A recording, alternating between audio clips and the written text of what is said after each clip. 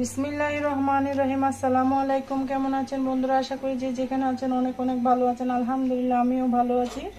রোজ রোজ কিন্তু তেল মশলাদার খাবার কিন্তু ভালো লাগে না, সেই জন্য আজকে সম্পূর্ণ তেল ছাড়া একটা ইউনিক রেসিপি করে আপনাদেরকে দেখাবো। আশা করি রেসিপিটা, নাস্তা রেসিপিটা আপনাদের কাছে অনেক অনেক ভালো লাগবে।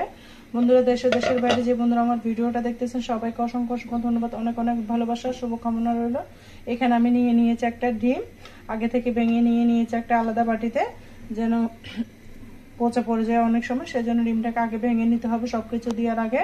তারপর এখানে নিয়ে নিয়েছি আমি হাফ কাপ চিনি, হাফ কাপ চিনি থেকে অল্প কম দিয়েছি বন্ধুরা। তারপর দিয়ে দিচ্ছি এক চিমটি লবণ, চিমটি করে এক চিমটি লবণ দিয়ে দিচ্ছি স্বাদ বাড়ানোর জন্য। লবণটা দিলে স্বাদের ব্যালেন্সটা ভালো থাকে।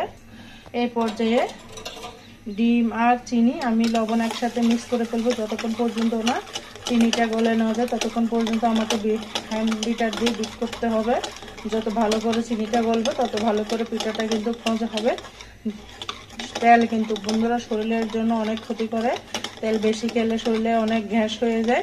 তার জন্য আমরা তেল ছাড়া যদি কোনো নাস্তা সকাল বা টিফিনে যে কোনো নাস্তার মধ্যে যদি তেল ছাড়া এরকম একটা সহজ নাস্তা পাওয়া যায় তাহলে কিন্তু মন্দ হয় না। সেই জন্য আজকে রেসিপিটা আপনাদের সাথে শেয়ার করলাম। আশা করি রেসিপিটা ভালো লাগবে। যদি ভালো লাগে একটা লাইক দিয়ে ভিডিওটা কন্টিনিউ করার অনুরোধ রইল। আর যারা আমার চ্যানেলে নতুন বন্ধু এসেছেন অবশ্যই চ্যানেলটিকে সাবস্ক্রাইব করে পাশে থাকবেন, বেল আইকনটি অন করে দিবেন, যেন আমি ভিডিও দেওয়ার সাথে সাথে নোটিফিকেশনটা আপনাদের মাঝে পৌঁছে যায়। আমি ভালো মতো এটাকে বিট করে নিচ্ছি। আপনারা যদি ইলেকট্রিক বিটার থাকে তাহলে বিটার দিয়ে বিট করে নিতে পারবেন। আমি হ্যান্ড বিটার দিয়ে বিট করে নিচ্ছি যতক্ষণ পর্যন্ত লবণ চিনি গলে না যায়। লবণ তো তাড়াতাড়ি গলে যায়, চিনিটা গলতে একটু সময় লাগে। দেখুন কালারটা চেঞ্জ হয়ে যাচ্ছে, আমার চিনিটা গলে গিয়েছে। আপনারা চাইলে কম বেশি চিনিটা ব্যবহার করতে পারেন, কম বেশি চিনিটা ব্যবহার করতে পারেন। চিনিটা গলে যাওয়া পর্যন্ত আমি বিট করে নিচ্ছি বন্ধুরা। এই রেসিপিটা সম্পূর্ণ আমি তেল ছাড়া করব বন্ধুরা। তেল ছাড়া কিন্তু নাস্তাটা অনেক মজা হয়। আপনারা দেখতে থাকুন, রেসিপিটা আপনাদের কাছে অবশ্যই ভালো লাগবে। আমি দেখুন এরকম একটা বক্স, আইসক্রিমের বক্স, এটা হাফ লিটারের বক্সে এক বক্স আটা দিয়ে দিয়েছি। সম্পূর্ণ আটা দিয়ে আমি রেসিপিটা বানাবো।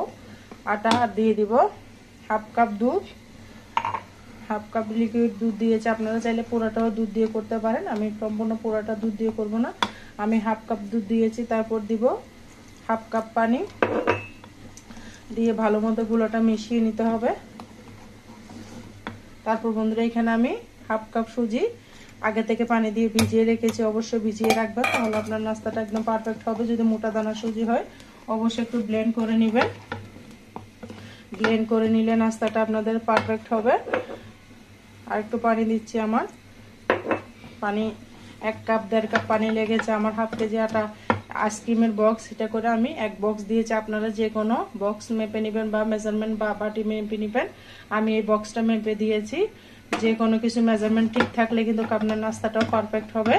সেই জন্য সবসময় চেষ্টা করবেন মেজারমেন্ট ভালো রেখে নাস্তাটা বানানোর জন্য। আমি অফ ক্যামেরায় ভালো মতো বন্ধুরা আটাটা নেড়ে চেড়ে আসতেছি। এই পর্যায়ে দিয়ে দিব আমি বেকিং পাউডার 1 চামচ মতো দিয়েছি। আমি যেহেতু আটার পরিমাণটা বাড়িয়ে নিয়েছি সেই জন্য বেকিং পাউডারের পরিমাণটা বেড়ে গেছে।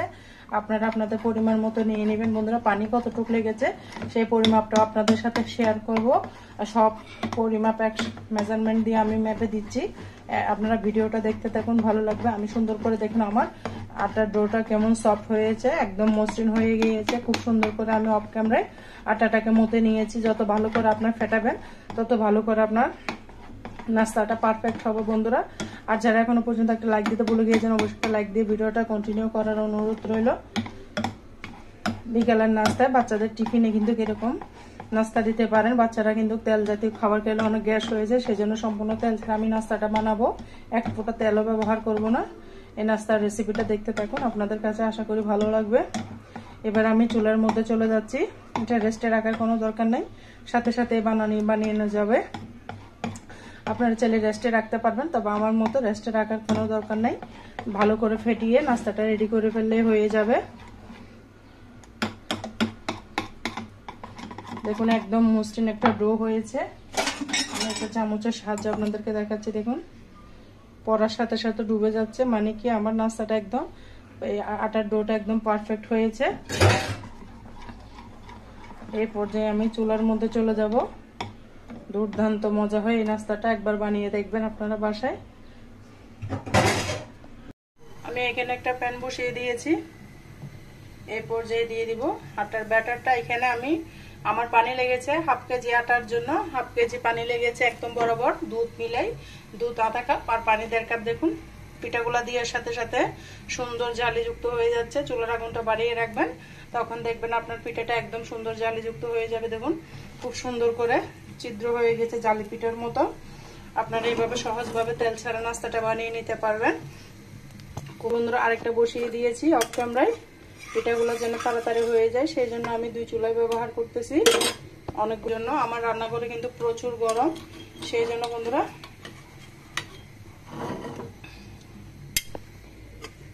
দেখুন বন্ধুরা খুব সুন্দর হয়েছে পিঠাটা।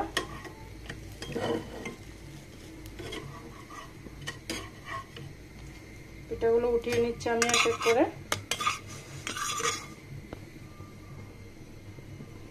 দুই চুলায় আমি 2টা পিঠা দিচ্ছি। অনেক মজা হয় নাস্তাগুলো খেতে, আপনারা একবার হলো এভাবে বাসায় ট্রাই করবেন, আশা করি আপনাদের কাছে ভালো লাগবে। দেওয়ার সাথে সাথে কতক্ষণ পরে দেখুন খুব অনেকগুলো ছিদ্র হবে, যেটা আপনারা বাসায় বানালে দেখতে পাবেন। অল্প আটা দিয়ে সামান্য একটু সুজি দিয়ে যে এত মজার নাস্তা বানানো যায়, আগে কি কখনো জানতেন বন্ধুরা? না জানলে আজকে রেসিপিটা আপনাদের জন্য। দেখুন খুব সুন্দর সফট, একদম কেকের মতো। এই পর্যায়ে আমি পিঠাটা উল্টিয়ে দিব।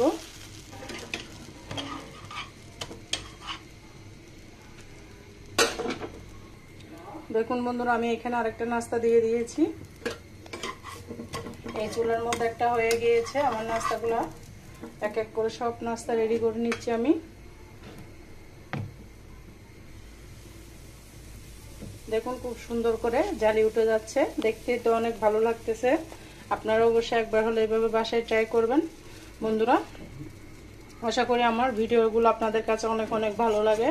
ভালো লাগলে লাইক কমেন্ট শেয়ার করতে ভুলবেন না। এভাবে একটু হওয়ার পরে উল্টিয়ে দিতে হবে, না হলে কিন্তু তলার মধ্যে লেগে যেতে পারে। সেই জন্য এগুলো কিন্তু বন্ধুরা দুধ চা দিয়ে খেতে ভীষণ ভালো লাগে। যে কোনো কিছু দিয়ে আপনারা খেতে পারবেন, সবজি, চা বা এমনি এমনি মধু দিয়েও খাইতে অনেক ভালো লাগে এই নাস্তাটা। দেখুন আমার সম্পূর্ণ নাস্তাগুলো রেডি হয়ে যাচ্ছে। খুব সহজে বিকালের নাস্তায়, সকালের নাস্তায়, বাচ্চাদের টিফিনে একদম সম্পূর্ণ তেল ছাড়া নাস্তাটা আমি বানিয়ে নিচ্ছি। 2 চুলায় 2 রকম নাস্তা বানিয়ে নিচ্ছি আমি তাড়াতাড়ি হয়ে যাওয়ার জন্য। আমি 2 চুলার মধ্যে 2টা প্যান বসিয়ে দিয়েছি বন্ধুরা। অফ ক্যামেরা আমি সব নাস্তাগুলো বানিয়ে নিয়ে আসতেছি। বন্ধুরা দেখুন আমার সমস্ত পিঠাগুলো খুব সুন্দর করে আমি বানিয়ে নিয়েছি সম্পূর্ণ তেল ছাড়া। এখানে এক ফোঁটা তেলও ব্যবহার করি নাই। কেমন হয়েছে আমার ভিডিওটা দেখুন, একদম জালি জালি, শুধুমাত্র আটা দিয়ে এত সুন্দর একটা রেসিপি হয়। যদি আগে কখনো খেয়ে না থাকেন, একদম সফট তুলতুলে নরম। আপনারা একবার হলো নাস্তাটা বানিয়ে খাবেন। খুব সুন্দর করে নাস্তাটা আমি বানিয়ে দেখালাম। আশা করি ভিডিওটা আপনাদের কাছে ভালো লেগেছে। দেখুন সামনে পিছনে খুব সুন্দর, একদম সফট নরম তুলতুলে, হাতের মুষ্টির মধ্যে এঁটে যাচ্ছে। আর কেমন হয়েছে আমার ভিডিওটা অবশ্যই কমেন্টসে বলে যাবেন বন্ধুরা। দেখুন খুব সুন্দর করে আমি নাস্তাটা বানিয়ে নিয়েছি। আশা করি আপনাদের কাছে ভিডিওটা ভালো লেগেছে। ভালো লাগলে বন্ধুরা লাইক কমেন্ট শেয়ার করতে ভুলবেন না। আর এতক্ষণ পর্যন্ত আমার ভিডিও জুড়ে যে সকল বন্ধুরা ছিলেন সবাইকে অসংখ্য ধন্যবাদ। অনেক অনেক ভালোবাসা, সবার জন্য শুভকামনা ও দোয়া রইল। আজকের মতো আমি এখানে বিদায় নিচ্ছি। সবাই ভালো থাকবেন, সুস্থ থাকবেন, আমার জন্য দোয়া করবেন। আল্লাহ হাফেজ। আসসালামু আলাইকুম ওয়া রাহমাতুল্লাহি ওয়া বারাকাতুহু।